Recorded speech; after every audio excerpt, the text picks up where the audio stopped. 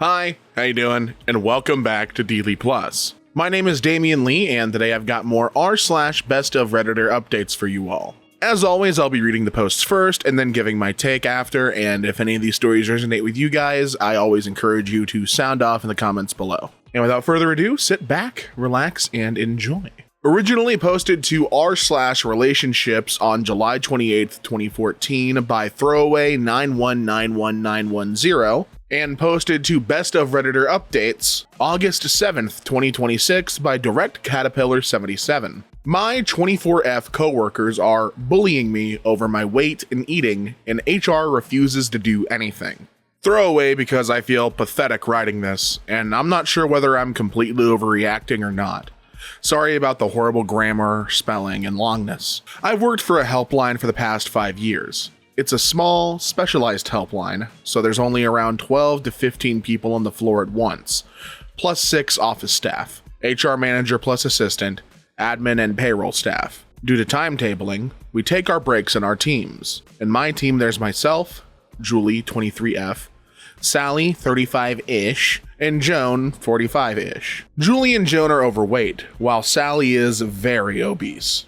Joan has been with the company since the beginning and is besties with the HR manager. About 6 months ago, I started to bring a packed lunch to save money, rather buying from the fast food place next door to take back to the canteen. Ever since I stopped going with my team to buy lunch, they've started some sort of weird vendetta against my weight and eating habits. It started off by commenting on my lunch, typically pasta or meat and fish, rice and veg. Every day they started making snidey remarks about what I was eating. They'd say that it looked disgusting, and how they don't know why I'm eating that rabbit food crap, and rather be fat than starve themselves, etc. They also started to say how I thought I was better than them / deliberately trying to make them feel bad, despite me never ever mentioning their weight or diets. I'd tell them that I enjoyed the dish and that I wasn't on a diet.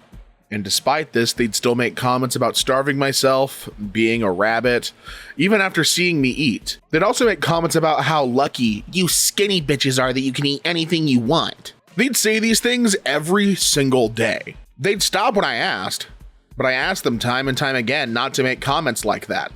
And the next day they would. I'd ignore this, and to be honest, it didn't bother me that much. Then they moved on to insulting my body. They'd make comments about how skinny I am, that my arms look like twigs, I shouldn't lose any more weight. They told me I'd never get a boyfriend until I put on weight, and would talk about celebrities with bodies similar to mine, saying how disgusting and boyish they looked. I've gained weight since I started eating better. I'm at 8 UK, but I'm very fit and athletic, and have clear muscle definition with no bones sticking out. I don't look underweight by any means. I'd tell them not to make comments about my body, that I thought it was hurtful and inappropriate. They'd stop, tutting, rolling their eyes, and mumbling under their breath about how I was being dramatic and shoot each other looks. Again, this continued.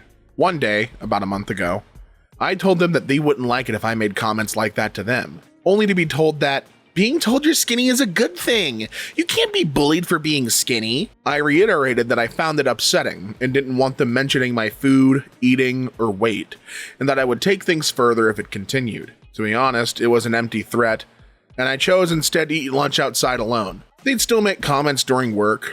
The job involves some web chat and emailing, so we often have downtime to chat. Anyway, as time has gone on, they get worse and worse. 2 days ago, I was talking to a girl from another team about the pizza I had the night before, and overheard Sally joking that I probably threw it straight back up. The final straw was today.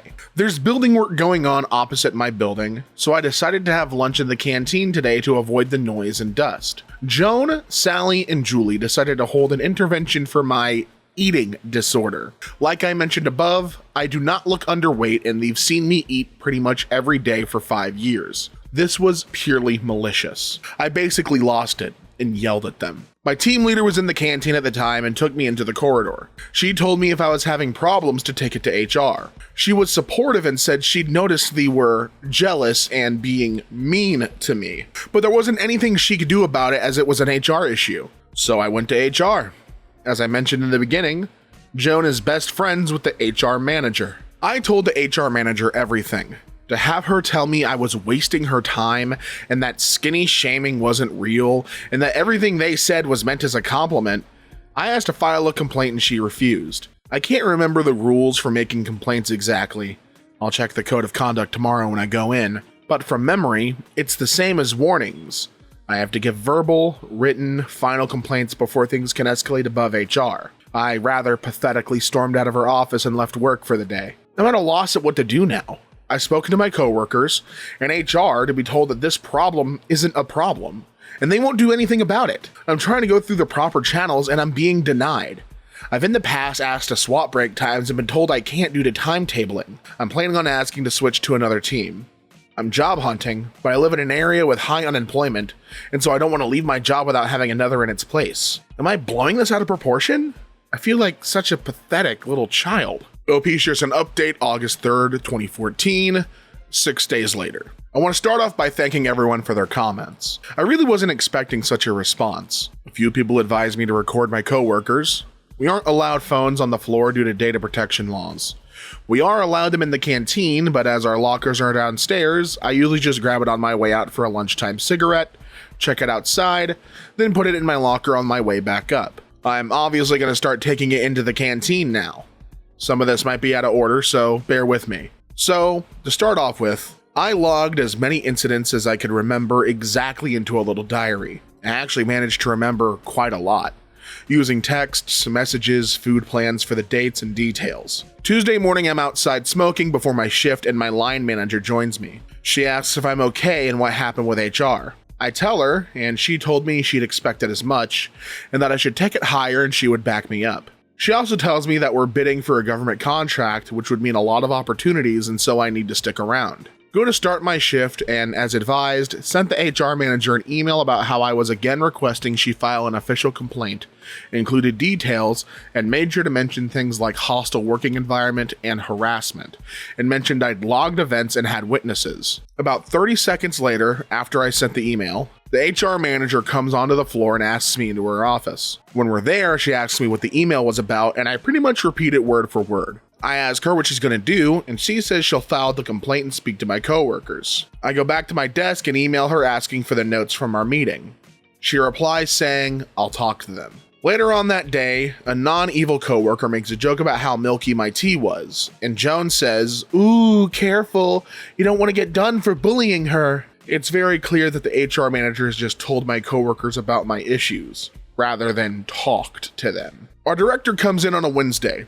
So before I leave work, I email her and ask if I can speak to her when she comes in. The next day comes and she finds me on the floor and asks me to go to her office on my break. I tell her everything, making sure to include all the buzzwords and about its lack of help. I also insinuated that I had taken legal advice. I felt as though the director also didn't believe in skinny shaming and seemed pissed off at me for bringing it to her. But since she thought I was going to sue them, she seemed to take it seriously. She'd said she'd speak to HR and make sure this was resolved. Thursday, I meet my line manager outside for a cigarette before work, and she tells me that after I'd finished my shift, I worked 32 hours a week, Julie, Sally, and Joan work 40, so they usually start and finish a bit earlier and later, that she'd been called into a disciplinary meeting with each of the coworkers. LM tells me that while Julie and Joan were apologetic in their meetings, Sally wasn't. Instead of accepting the warning and agreeing not to continue, she tried to blame it on me.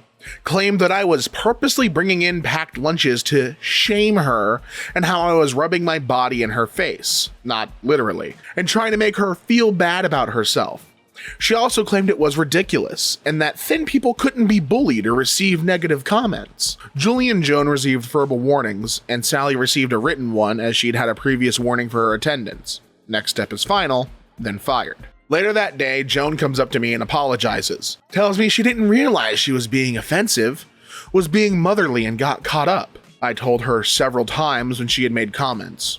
It was offensive, and so I felt like she was pinning it all on Sally, who I do believe is the ringleader, but the other two are grown women and responsible for their own actions. Julie has so far ignored the topic, but has been a lot friendlier. I've seen Sally trying to goad the other two into bad behavior. We work at a paperless office, and as we're a very specific helpline, we have a lot of downtime, so we tend to stalk the Daily Mail website, which isn't exactly the most female body-friendly publication out there. Several times, Sally has asked if the other two have seen the pictures of certain celebrities with body types like mine. Did you see that photo Miley Cyrus posted in a bikini? How horrible did she look? I've had the impression she's been trying to get the other girls to trash talk those bodies so she can still be mean to me in a passive-aggressive way without actually saying anything herself. Then again, I could be reading into it too much, but I honestly don't care anymore. It's very clear Sally is a bitter woman, projecting her own insecurities onto me. So, it looks like a happy ending. I'll make sure to log any further incidents and bring them to HR. Thank you, Reddit. Love you all. This is such a ridiculous story to me, not from OP's end. OP didn't do anything wrong, but from these three people. I'm a big guy. I've always been a pretty big guy. But never in my life have I found it like necessary to punch down on someone smaller than me because of my own like body image stuff. And I've had body image issues before. At this point in my life, I'm like, I know what I look like. And I'm like, I listen. I'm happy. I'm working on myself. I don't need, like, there's nothing. I'm at peace with where I'm at and where I'm working toward. But this is so ridiculous to me. And motherly? One of the ladies was like, oh, I was just being motherly. No, you were being a mean girl in the office place. And yeah, sure, maybe you were being spurred on by Sally. But that doesn't change the fact that you were doing it. These are grown women, and they're, the two older ones were like 35 and 40. You guys are full, like brain is no more mush. You know what I mean? And deciding that your office place activity is going to be to bully the girl who decided to save money by packing a lunch. Sally taking that as a dig is so ridiculous to me. Oh, you know, sorry, I could go on about that forever. It's ridiculous. HR not doing anything about it either. That needs to be investigated, because I feel like if the people who are friends with HR do more shady stuff and HR is willing to turn their nose up at it, like that's a serious issue. Next post. Originally posted to r/am_I_the_a-hole on November 1st, 2024 by Throwaway09ac and posted to Best of Redditor Updates July 20th, 2026 by Choice Evidence 1983. Am I the asshole for making my husband's groomswoman wear a wig or be disinvited from our wedding? My boyfriend, now fiance, asked me to marry him 2 months ago. To give a little background, I met him at a farmer's market when I was 18 and he was 26. We are now 24F and 32M. We've been together for a little bit over 5 years and I'm very happy with him. Now to the story. My fiance's friend, Brittany, has been friends with him since they were in elementary school. Throughout our early dating days, I expressed I was not a fan of this woman. There are many reasons as to why, such as us not having common interests and absolutely polar opposite moral codes, but the main one was her interest in embarrassing me and my fiance, possibly because she likes him. When we were first starting to go on dates, she had shown up and tried to invite herself to the date, because he had told their mutual friend group chat where he was taking me. She then decided that she would go to the same restaurant, and had tried to make a scene about him cheating on her, and that she was heartbroken. It escalated very quickly, and it ended with me asking the manager to get her trespassed, as she was delusional, and I, nor my date, did not want her around. This sort of situation happened 3 more times, even going as far as showing up to his grandparents' house to stop me from meeting his family. At that point, I made it clear to him that if anything like that were to happen again, I'd be out of there, which he completely understood and agreed with me, wholeheartedly. He convinced his friend group to go low communication about Brittany with him because she was acting weird around him, and they all understood and disagreed with her actions. He had extremely low contact after that point, and I learned years later that she'd gotten major therapy, even checked herself into a mental hospital, and went on medication to stop these absolutely unhinged personality traits. Around 4 years later, they reconnected through a mutual friend's birthday party we were all at, and she genuinely seemed like she had changed personality-wise from the person I had met 5-ish years ago. We still didn't agree on most things, but she apologized for the way she had acted previously and owned up to all the BS she tried to pull with him. So, I just kept my guard up, but encouraged my fiance to make friends with her again. I'm not friends with her, but I'm friendly towards her. Skipping to now. I've been planning this wedding basically since I was born. Over-exaggerating, but it's been in my thoughts since I was a young child. The wedding will not happen for another 2 years. The theme is supposed to be similar to D&D style fantasy. A Renaissance wedding with blue, orange, and red as the basic color scheme. Most of the wedding would be held outside at a local state park, but part of it would be held inside. Specifically, the cake and food would be cut and served inside, as well as some of the guest photos. This is the important part. I have a personal friend, Bree, 28F, who does professional pictures at Renaissance festivals across the US. Her job is to drive around across the country to Ren fairs and take pictures for certain venues. It's a very cool job and I love seeing the pictures. However, she does editing for some of these venues with a green screen to make it look more aesthetic or to totally change the scenery behind the people in the photo. For example, she showed me mock-ups for me in the past, showing silly people in costumes being chased by goblins and trolls, a dragon breathing fire behind a party of knights, and even a garden of lights with fairies flying through it, etc. It's silly stuff and is for people to have fun with. My idea was to incorporate this into my wedding. The guests would choose whatever background they'd like from a catalog that my friend and I put together, and Bree or her teammate would take pictures of them throughout the day. These pictures would be uploaded electronically and then be edited by her after the wedding. These were mandatory for all guests that wanted to participate, so I could use the pictures for postcards and scrapbooking. It's my hobby. The people who wanted to take part in this activity would have to check a box on the save the date form I sent out. My assumption is that most guests would be doing this, as most of the people that would be invited are extremely rambunctious and love activities involving being silly. I do want to make it clear, these would not be the only pictures taken at the wedding.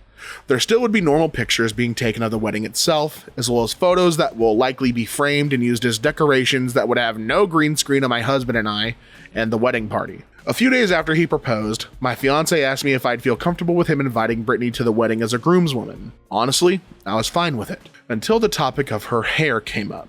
In the year or so that he had reconnected, she cut and dyed her hair a lime green with a cool undertone and highlights. I honestly really like it, and it suits her facial structure extremely well. However, I was worried about the green screen in her hair, so I invited her to my friend's home a while later so we could see if the screen would blend with her hair. Unfortunately, it did. In the pictures, you could see a major glitch with every background we tried because of her hair. I asked my friend if there was a way to edit around it, and she said there was, but it would be an extra amount of money because it would be way more time to go through and possibly edit multiple photos of her with groups of people and herself, so the picture wouldn't glitch. I'm very against this, as our budget has to be semi-perfect. We were accounting for accidents and issues, but not extra money to my friend's business because of one woman's choice of dye blending very well with the green screen. While I do love her hair, I asked if she'd wear a wig to the wedding so she could still be included in the green screen pictures.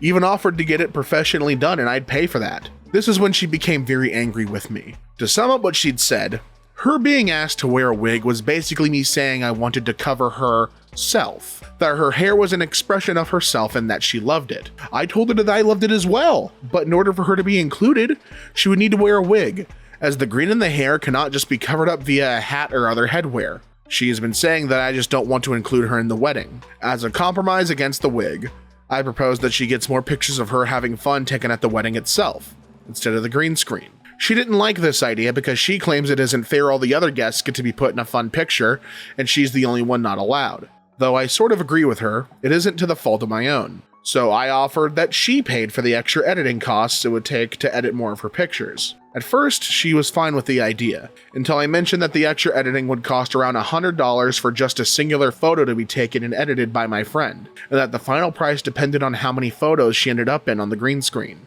Then she declined the offer and tried to throw it in my face that Bree's prices were outrageous. I disagreed with her sentiment about the prices, and I haven't spoken to her since then. Throughout this whole ordeal, my fiance's been on my side, but he's been upset over her possibly not being there.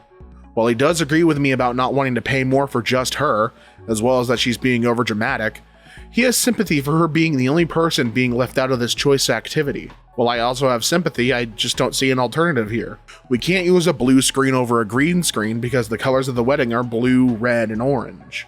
Also, I don't wish to pay for a new screen for my friend's business just because of one person, and the alternatives I've come up with she's shot down. So my final decision was to ask him to disinvite her from the wedding to not create further drama, if she doesn't want to wear a wig. After long talks between us, he agreed with me and sent her a message that she would be disinvited entirely and would be welcome to celebrate with just us after our honeymoon had ended. They met up soon afterwards and he stayed firm on the matter, despite her crying and still refusing to do anything to correct her hair. She still believes that me asking her to do this is because of some power imbalance and that I just want to bully her, which I don't think I'm doing. She has a year to think it over. I can tell the situation bothers him though, and I've addressed it a few times. All the times I have, he says it's for the best, as she would just ruin the photo she was in with the green screen and could cost us to delete hundreds of pictures purely based on her actions. I agree, but it still bothers me that I'm doing something wrong. Especially since after this incident, her mom and dad have reached out to scold me for abusing my power against their daughter on one of the biggest parties she's ever been invited to. Even my friends are split on the issue. All of them having sympathy for her, but some of them saying I'm an asshole because I won't just let her come to the wedding and have someone block her from taking any pictures with the green screen. And just to make sure the record's straight, I'm not trying to force her to change her hair in any way. I don't want her to dye it differently, nor would I expect her to. I purely just want a non-green wig to be put on her head for the wedding, and then she can remove it afterwards. I would normally say that she could remove it after the green screen portion, but I'm still working out if I'm just going to let it stay up for the entire day of the wedding, or if I'm going to hold other activities for everyone and have Bree close the photo stuff down. Again, the wedding isn't for another 2 years, so I'm able to think it over for at least a year. I don't know. Am I the asshole? OOP responds to multiple comments regarding the photo booth and background. OOP. I'll add some context to that, as I thought I made it clear, but apparently not. The activity with the green screen is open to be used by everyone that signed up for it, mostly so I can get an accurate number of people that will have multiple pictures taken of them. I would encourage them to do it in groups, so if one person's hair is making it glitch, and you have multiple people in a picture, it turns into a more than just $100 venture. It turns into thousands of dollars that I simply do not have. Bree told me that the total price could potentially quadruple the price I'm willing to pay, because it would take hours to Photoshop every single picture Brittany is in. This woman as a guest was always an option, but they decided to invite her to be more than that, and are now reneging because of her hair. Guests are welcome to the green screen too. That is why uninviting her was on the plate, because if she doesn't want to be left out of a portion of the wedding, then how else would I get her to not take pictures with other people with the green screen? OOP on Brittany's dyed green hair situation. OOP. I didn't mention this only because I was already typing a lot and forgot to add it, but she has more appointments booked to get her hair touched up with more green coloring in the next 2 years because of the fading that color like that does. I only recently found out this information from my fiance before we decided to tell her about the issue. If her hair isn't green for whatever reason in a year, or she changes her mind about not minding that she isn't allowed to be in the green screen pictures, I'm sure something could work out differently and that wouldn't affect much at all. So the easiest solution would be for her to just not be in the photos, right? This is correct, and I agree with you. The issue is that I'm being made into the bad guy because she doesn't want to be left out of one of the big 4 activities I have ideas for the wedding. I didn't include all the other stuff because I wasn't trying to pile on about how badly she's taking this, as the post was already very long.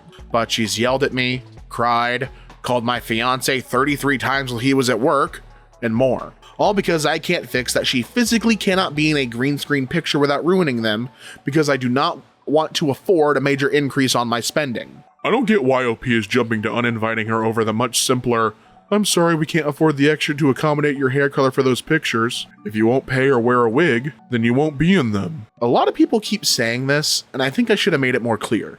We didn't uninvite her, technically. The conversation between her and my fiance was more similar to the best recollection of his memory, fiance, we need to talk about your antics ever since OP told you that you couldn't be in the green screen pictures. Okay, I was gonna bring it up to you, but I thought you'd make the better choice once we got to talk in person. I've decided that I don't want you to be at my wedding if you won't just choose how to temporarily alleviate the issues with the photo op in your hair. What?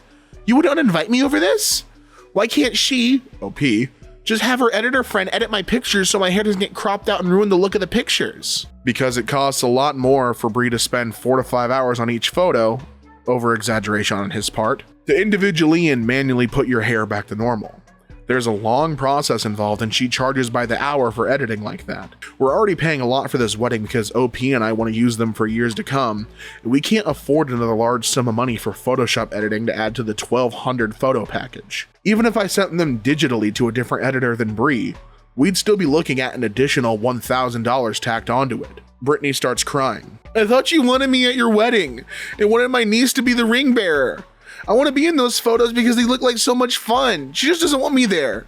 So she's saying I can't come. All because I just want to be included with everyone else for the photo op. I just don't understand why you won't pay the $1,000 and be done with it. You make a lot of money, and so does she. Your sister agrees with OP and I about this topic. She thinks you're being ridiculous and dying on the wrong hill. Your niece is still on the table to be the ring bearer, even though we never explicitly said so. Just asked her mom if she could do that without getting too nervous in front of all the people. Either way, it doesn't matter. I would like you to be there, but if you're going to make being in the photo op your hill, I'm not going to tolerate it. I don't want you ruining my wedding because you decided to throw a fit while you're there. that you can't be in the photo op. Or worse, you photobomb pictures so you can be in them. OP has made it clear on the outcomes of the photos to you. You look like you're bald, and you block pieces of people behind you because of your hair. Unfortunately, that means you can't be included because we are paying per photo, not for the time. Brittany starts getting a little hysterical and then stands up. Fine, if you're not gonna let my hair be the way it is, I'm just not gonna go. I wanna be in the photo op. I don't understand why you can't pay for the extra editing costs for me because I'm your oldest friend. We've been together since we were 4 and 5. I just don't understand why you'd choose that woman, OP, over me in this situation. She's abusing her power. She doesn't understand that the photo op is a major part of the wedding. It isn't. It's just an activity. And she's not including me in it. I didn't know this part happened until I was typing this comment with my fiance, but here's some added dialogue. Okay, Brittany, in that case, if you won't fix the situation, whether it be to just not participate in the photo op or wear a wig and cover your hair, I don't want you there to cause drama. If you do decide to change it in the next year before we have to book the exact amount of people for the venue, you are more than welcome to be there as a guest. But I do not want you as a groomswoman anymore. You made me uncomfortable with how you're treating my future wife, and your endless barrage of insults towards her is not going to be tolerated. You've insulted her, so you've insulted me. I believed you'd change for the better, but I was wrong. The only reason your invite even still stands, with conditions, is because your family is very dear to me, and I love your sister like a daughter. She starts crying hysterically and tries to grab him by the sleeve, but he pulls away, gets up from the bar, and walks out of the restaurant. So yeah, that's the entire conversation to the best of my fiance's ability. Basically, she's being incredibly difficult and stubborn over wanting us to pay $1,000 plus for extra editing because she knows we have the money, we just don't want to pay it only for her. Honestly, if this situation was different, I would have been persuaded to pay half of the cost of the editing and then just taken the loss on the photo she happened to be in. I would have done that as the last compromise over just covering her head temporarily. But with her constant insults, endless barrage of complaints that aren't related to this post, and her being extremely rude to me and my partner about the wedding photos, just isn't in the cards for me now. Update 1 is posted November 7th, 2024, 6 days later. I honestly didn't think I'd post an update at all this year because I mostly got the confirmation I needed to know I was mostly correct in my assumption that she'd cause more drama at the wedding than necessary, and that I'd be correct in that I would be okay to disinvite her. I was trying to be detailed in that post, but in this one I'm going to be a little less detailed. Basically, 3 days ago, I was sent my post on Messenger from Brittany. She is a notorious Reddit lurker, apparently, and saw it a few hours after it was posted. It didn't even have to get multiple upvotes because she just reads the ones available on the recent category. I told her I posted because I had a lot of inner conflict towards my involvement with my fiance choosing to disinvite her if she just can't make some form of sacrifice to not be in the green screen or wear a wig so she can be included. She got extremely mad at me, called me names, threatened that I'd be sued for defamation, etc. This honestly just made me realize how little she actually changed. Of course, I showed my fiance, and he was appalled at her actions. He said he was going to block her and did so that day, and so did I. Yesterday, I woke up to 43 missed calls from a number I did not recognize that ended up to be her, and a dozen voicemails claiming that I was stealing my fiance away from her again, that I had purposefully targeted her for just wanting to be included with everyone else, and so on. I don't know how she got my number, but I obviously blocked it. After that, I reported her to the police on the non-emergency line because I didn't know if I would be needing to fear for my safety. I'm really glad I did this. After my fiance had left for work, she showed up to our home and knocked on the door. I cracked a window near the door and asked what she wanted. She said, whilst crying, that I needed to let her in the house because it was her right to be with my fiance, not me. She started kicking at the door and I told her to knock it off. Immediately, I just started dialing the non-emergency police number from my nearest precinct because I already knew what was happening in that exact moment, and I was supposed to be clocking in for work on my computer at that moment. I texted my boss and she excused my absence for the day as well. As I was doing this, I kept repeating, "Go away, I called the police and I do not want you here. You're trespassing." She was saying all kinds of things I don't wish to repeat here, but the lesser of the things she was saying involved calling me a white racist pig, she is mixed race and so am I, saying she was 8 months pregnant with my fiance's baby, there's quite literally zero proof of this, including no baby bump despite being a fairly thin woman, screaming that she would take me to hell, trying to break my metal outside door but instead hurting herself, and so on. Basically, she had a full-on meltdown. The police came, saw that she was trying to break my door down, and immediately put her in cuffs and sat her down. She was claiming that this was her house and that she'd lived there for 10 years, that I'd broken in and locked her out, etc. Of course, because of her psychotic appearance, I was questioned, and once given the real story, as well as being able to provide proof that I was the owner of the home, she was taken to the police station. As far as I'm aware, she was booked for the night and was let go today. I did agree to a temporary no contact order, and my fiance and I are going to proceed with a permanent one. Her parents called after they heard she was put in a holding cell and apologized profusely. Apparently, Brittany had lied to them about the extent of her actions and downplayed a lot of it. On the exterior, she seemed fine and well-rounded, but mentally, she had snapped again from not taking her meds for a year. She never told her parents this and just acted normally until one of her triggers came back.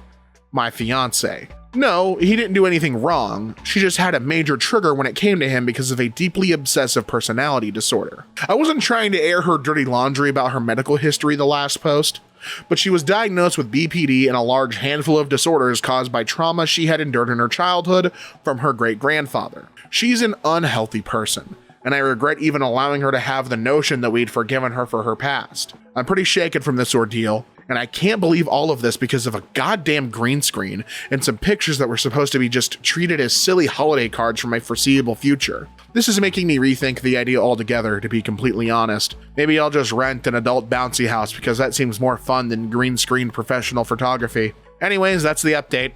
Thanks for reading and the advice I was given in the last post. Relevant comments. Commenter 1 says, "My God, I would love to be as calm as collected as you. Teach me your ways." In all seriousness though, I hope you're okay. Don't let it get to you. Do your wedding the way you want. Wishing you all the very best. OOP says, "Oh, I was not calm and collected. I was crying and feeling very scared.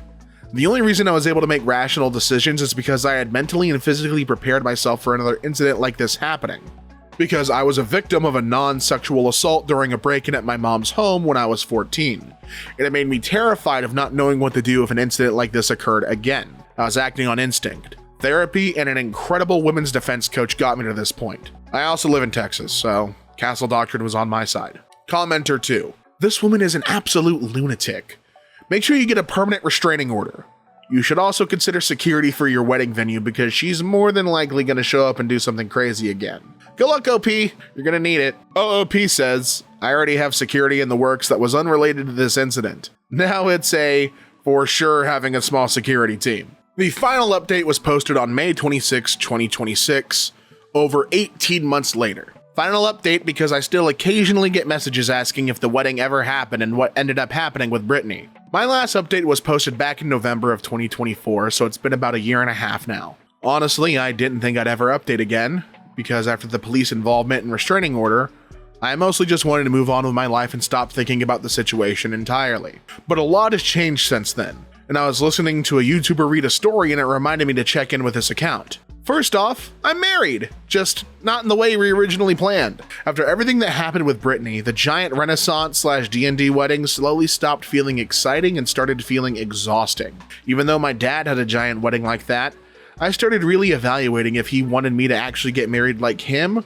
or if he just wanted me to have a wonderful wedding and honeymoon. Other things have now happened with my family and I'm just over them as well. Between the police involvements this last year, changing routines and restraining order processes, and honestly just being stressed constantly for months afterward, planning this huge elaborate fantasy wedding stopped being fun. Life sort of smacked us in the face in the best possible way, and it made it all worth it anyways. After a long line of pregnancy issues and basically accepting that I might never get pregnant, or at least bring a baby to term, I found out I was pregnant. The second I saw the positive test, something in my brain shifted from, I want the biggest, coolest fantasy wedding imaginable, to, I literally just want peace and happiness before this baby gets here. Instead, we ended up doing a much smaller, shotgun winter wedding this past December with around 30 guests total, and about 60 people invited to the reception afterward. My husband's family is massive, so that was genuinely about as much as we could shorten it without causing a civil war. The entire aesthetic changed too. Instead of this giant, colorful Renaissance/D&D wedding, I ended up going with my secondary option that I had played with when I was originally planning the idea of a similar wedding to my dad's. It was the idea of a snowy white wedding aesthetic from the ending of Nanny McPhee. specifically the winter wedding at the very end of the movie. I've loved that scene since I was little, and something about it always felt so magical and soft and romantic to me. My grandma also loves that movie.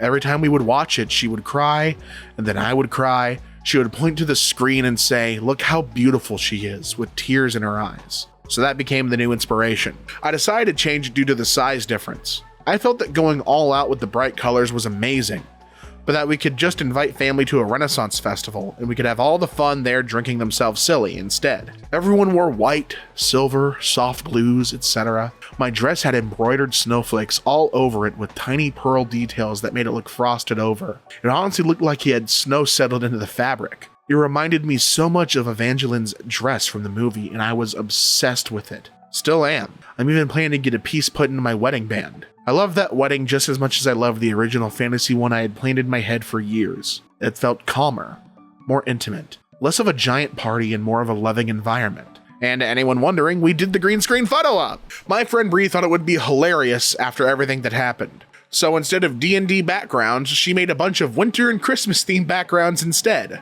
I helped, of course. Snowy castles, Christmas villages, giant decorated trees, cheesy Hallmark style edits, ice caves, etc. People absolutely loved it, and I love the Christmas cards I got from it. My uncle had himself into shielding himself from an army of snowmen with cannons, and one of my cousins made herself look like she was flying through a blizzard on a reindeer. It was genuinely one of the funniest parts of the reception. So yes, after all of that insanity, the green screen survived. As for Brittany, her parents were invited to the reception. I know some people will think that's weird, but despite everything, my husband still cares about them a lot. They apologized to us multiple times after the incident and genuinely seemed devastated by the entire situation. None of this was really their fault. While we were talking during the reception, they ended up telling us more about what happened after my last update. Apparently, after Brittany was placed into long-term psychiatric treatment following the incident at our house, her parents ended up getting access to her phone because she obviously couldn't keep it well institutionalized, and they were trying to sort out her bills, work issues, etc. And apparently, that's when they discovered she had been stalking my husband for years. Pictures of him leaving work, pictures of him outside our old house, pictures of him pumping gas, pictures taken from inside her car while following him. Some were years old, during the time we had cut her out, and some were as recent as of December 2025. Some had hearts drawn all over them. One of them was photoshopped to make it look like she was naked and laying on top of him, while he slept on our porch outside. Apparently she had entire folders dedicated to him on her phone. It was honestly one of the most disturbing things I've ever seen in my life. Needless to say, a pretty significant amount of the money my dad left me for the original wedding ended up going towards buying a new house in a completely different area after all of that came out. After we found out about it, we decided our baby would be safer out of the old house. I also want to give my husband a lot of credit throughout all of this, because I genuinely do not think I could have handled this situation as gracefully as he did. This entire ordeal absolutely crushed him emotionally for a while. Despite everything Brittany did, he still cared about her as someone he had known since childhood. And I think realizing that the version of her he thought had gotten better wasn't actually real really messed with him for a long time. At the same time though, he never once wavered when it came to protecting me, our home, or our relationship. The second things crossed the line into harassment and stalking, he completely cut contact. Fully cooperated with the restraining order process, helped us move, got a better paying job in our new area, and changed routines with me so I'd feel safer, and has honestly been my rock through all of it. Even now, I think part of him still mourns the loss of someone he thought was one of his oldest friends, but he also understands now that what she felt towards him was never a healthy friendship in the first place, especially after seeing those pictures. Legally speaking, we were granted a temporary restraining order a few months after my last update. That expired in January of last year, and thankfully we have had zero contact since then. From what her parents told us, Brittany is still receiving psychiatric treatment and apparently still has not fully accepted reality regarding my husband. She still hasn't come to understand she wasn't dating my husband, and he has never claimed to want to be with her. It's sad. At this point, it doesn't really feel like it's a Reddit post anymore. It mostly just feels like watching somebody completely destroy their own life because they refused help for too long. I don't even know if she ever even took the medication she was prescribed or if they were just not working. In my non-professional opinion, she seems schizophrenic. I hope she gets genuine help where she is now, but I never want to see her again. On a much happier note, our daughter's due in July. Her name is going to be Carolyn Evangeline, and I genuinely cannot wait to meet her. Thanks for reading. This is one of those stories that go from like, oh, they're dealing with someone who's a little, out of control, to that is the most terrifying thing you could read. But my problem here is coming towards the very end. Why would you announce your child's full name when you know that the person who is obsessed with your husband is an active Reddit user and found the previous post you made about them? I don't know why you would share your kid. Oh, wow. That's like a top 5 horrible move. This was a really entertaining story to read, but there's a lot of things about it, and I've talked about this in other posts. Sometimes these stories toe the line between plausibility and like, this is a really good creative writing project. You know what I mean? And there's some parts about this where I'm like, like, let's say the green screen thing, because I feel like this is something I can actually talk about. I feel like green screen's way harder to work with in video. If you're doing it with photo, it shouldn't be difficult to be able to mask out the person in the photo. It's going to take work, but it's not, back-breaking, having to do a bunch of workarounds. It should be pretty easy to do, at least from when I've played with green screening photos, and something as simple as adjusting the lighting can, reduce an issue with green screen stuff. I'm not professional in any way with green screening or photography, but just a little bit I've played with, I feel like that wouldn't be like a huge time sink. So I don't know. I feel like there's bits of this story that are real. I do think that they had someone who was an issue and caused a stink about something with their wedding. But I don't know how much of this I fully believe, and I'd love to know what you guys think. How much of this do you think is like, what kernels of truth do you think you can pick out of this? I'm very curious. But that is going to do it for this video, and it looks like it's going to be a chunkier one just by looking at the runtime and the raw file. I hope you guys enjoyed. If you did, be sure to leave a like down below and comment what other subreddits you'd like me to cover. I'm always looking and trying to figure out like what I should read next. I'm thinking about doing maybe some live streams on here at some point, reading through some Reddit stuff. I have some fun ideas, some guests I'd like to bring on. Let me know what you think about that. Remember to use code DamianLee on GamerSupps. It saves you money and it helps out the channel. Until next time, I'll be seeing ya.